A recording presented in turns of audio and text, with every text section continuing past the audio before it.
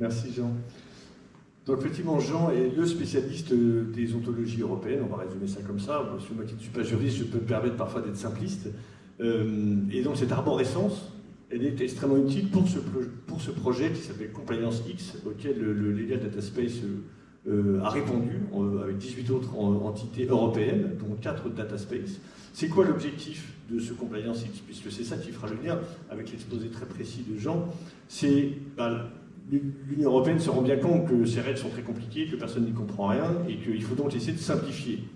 Personne n'arrive à simplifier. Et là on se dit, mais peut-être que les agents IA pourraient au moins permettre de faire le lien entre les obligations, pour ça il faut qu'elles soient parfaitement référencées, et la réalité de l'entreprise. Quel est son secteur d'activité, quelle est sa taille. Et donc, ça va permettre aux entreprises de savoir à quelle forme de conformité ou de régulation elles doivent se conformer. Et ça, c'est une aide énorme. Et en deuxième étape, ça va aussi permettre de dresser des feuilles de route pour pouvoir y aller.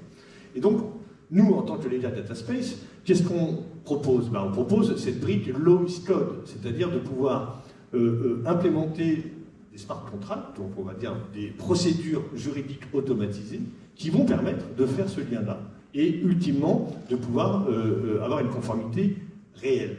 Et donc ça, c'est vraiment une aide que la Commission européenne cherche absolument à déployer. Les cas d'usage, les use cases actuels, il y en a un certain nombre, mais les principaux, il y en a un avec le data space de la santé au Luxembourg, que Émilie connaît très bien.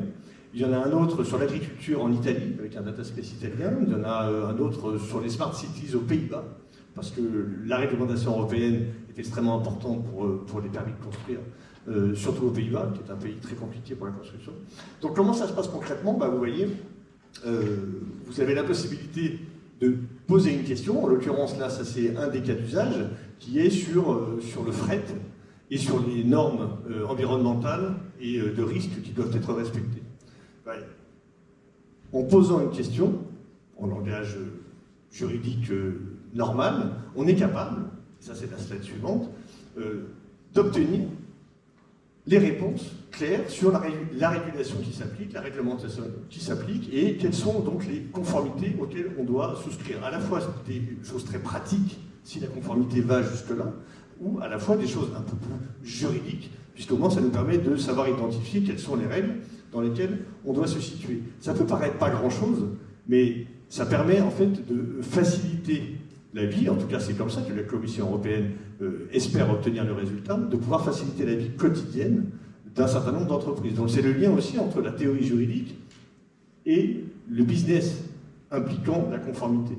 Et ce lien entre les deux, aujourd'hui, vous le savez, puisque vous êtes tous juristes, avocats, c'est quelque chose qui est très compliqué. Donc évidemment, on n'est pas tout seul à répondre à ce projet de la Commission européenne. C'est bien sûr, pour l'instant, une réponse pour une préfiguration, parce que étendre ça à l'échelle de l'ensemble de l'Union européenne est un travail qui va prendre un certain nombre d'années et qui va aussi représenter un certain budget. Mais cette préfiguration sur les 4 use cases, c'est vraiment quelque chose d'extrêmement important. Et je veux citer un de nos partenaires dans cette réponse, qui est l'ECLA, donc c'est l'AFJE européenne, pour faire court, qui est partenaire du Legal Data Space, qui nous a reçus à Madrid pour qu'on puisse présenter effectivement ce projet, parce que pour les directions juridiques des grandes entreprises européennes, ces sujets sont très importants.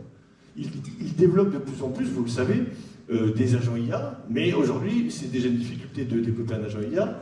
C'est encore plus difficile d'obtenir des données qui sont de qualité pour que cet agent soit performant, et c'est encore plus dur de le relier à, on va dire, de l'open data, qu'il soit national ou qu'il soit européen, et surtout que ce soit un open data raffiné à la fois sur le plan métier et à la fois sur le plan informatique. Et c'est vraiment ça tout l'enjeu, c'est d'avoir des données qui sont de tellement bonne qualité que l'agent IA devient vraiment efficace et que une nouvelle ère de l'IA est envisageable à ce prix-là.